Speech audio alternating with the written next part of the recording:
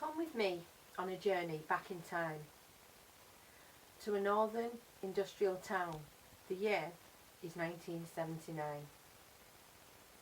Glass factories and coal pits and a huge sprawling council estate.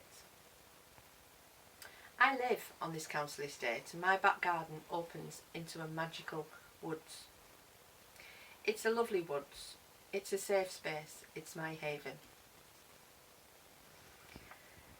It's Sunday afternoon in May. The sun is shining and I'm tiptoeing down the stairs. I open the back door and there, on a yellow formica top table, is Dad's old Alban tin, lid half on, half off. I can hear him shouting about beer and money. And there under the table, in his basket, is my dog Toby. He's so pleased to see me, he's wagging his tail and his tail is banging on the table leg. Shh, Toby, I say. And carry on creeping to the door. I open the door and step out into the porch. I can hear lawnmowers and the smell of cut grass and Sunday dinners wafts across from Frank's house next door. And there is Frank, pushing his lawnmower up and down the lawn. Straight, neat lines, like Frank's straight, neat life. He stops mowing and looks at me. Is he at it again? He says, nodding at the house. I cringe and carry on going down the path. There at the bottom of the path I can see my blue bike. It's a grifter and it's leaning on the back gate that goes out into the woods. The huge oak tree leans over the fence and tries to hide me in its shade. Just as I get to the bike, a voice behind me booms. Where the bloody hell do you think you're going? I won't be long, Dad. Shout and jump on the bike and start to pedal as fast as I can through the wood. And the bike is bouncing this way and that on the old gnarled roots. I know this path like the back of my hand. And the canopy of trees above me lets dappled sunlight guide me on the path towards the bottom field. I can see the bottom field. I'm almost there. And as I burst out into the sunlight, I'm momentarily blinded and thwack on the side of my head. I'm knocked off, half on, half off the grass. Oh no! Green stains down my new jeans. Hands smarting, grazed with gravel, blood everywhere. I look up, half expecting to see Dad. But it's not Dad. It's a boy.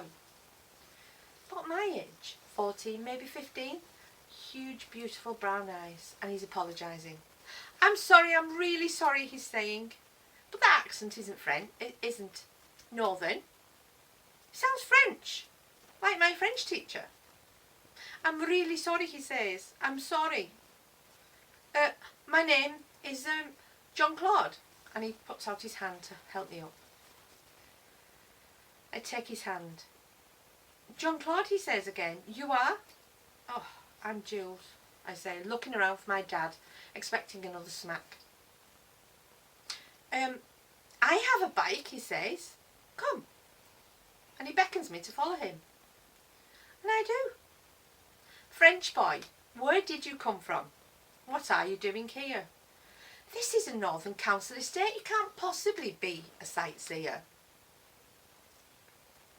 So, French boy, sent over here to learn English at a posh school up the road. And me, northern council estate kid. Both misfits, both square pegs, both need a friend. That summer was the best summer ever. We rode bikes, climbed trees. He made me daisy chains from dandelions because I love dandelions. They're such a magical flower. Because after the yellow flower comes the dandelion clock.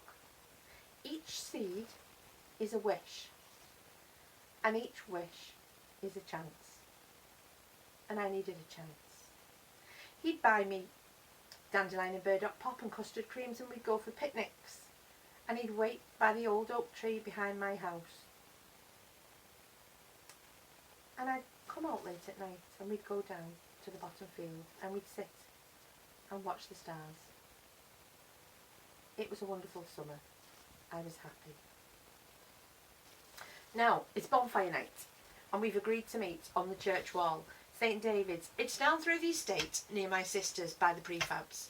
So 5:30 I run into the house, get changed, put on my jeans, baseball boots and a warm coat, and I'm off through the woods across the bottom field, and I'm running down to the church. And there he is sitting on the wall waiting for me. He waves. "It's bonfire night," he says, and the air smells of smoke. And he's laughing. He's never had a bonfire night before. He jumps from the wall and he puts his arm around me, and we walk down through the estate. We're going to the Black House. It's a community centre and the kids there have built a huge bonfire. And as we walk down to the bonfire, I can see the guy on the top. And there are old doors placed around the edge of the bonfire, and it looks like a huge fiery pyramid. The sparks are floating up to a beautiful clear sky, and I shiver, and Jean-Claude pulls me closer. "Look," he says, "that is a full moon. It is the same moon that is over my house. My mother can see the moon. One day I will take you to my house and we will build a bonfire." And I laugh and I believe him because I've wished and I'm going to get out of here. Then, there is a shooting star, he says. And I laugh. Maybe, maybe not. Maybe it's a firework. And suddenly, someone grabs my arm and shouts, "Nigger lover." And time stands still.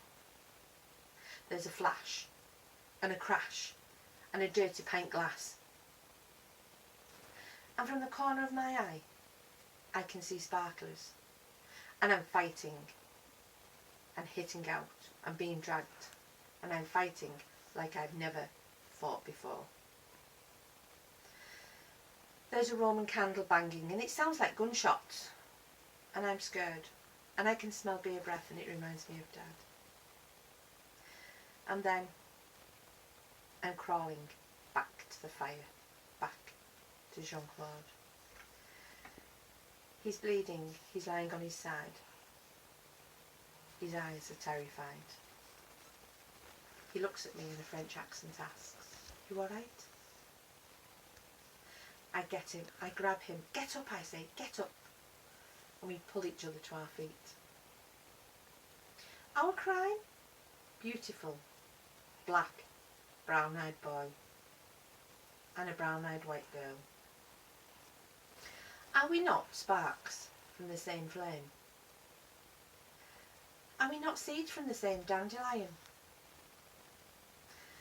Do we not bleed the same red blood as it intermingles from our hands? Do our hearts not beat the same terrified beat? We stumble and bang on a door across the street. "French boy, where did you come from? What are you doing here? This is a Northern Council estate. You can't possibly be a sightseer." The blue lights come and the ambulance takes us away to Wiston Hospital. Who can stitch the cuts and fix us up? But they can't stop my brown-eyed boy from flying away. He went back to the Seychelles, his safe place in the sun. And me, brown-eyed white girl, I stayed there, on that estate where this story began, holding my hands full of dandelion seeds and asking, what is the colour of love?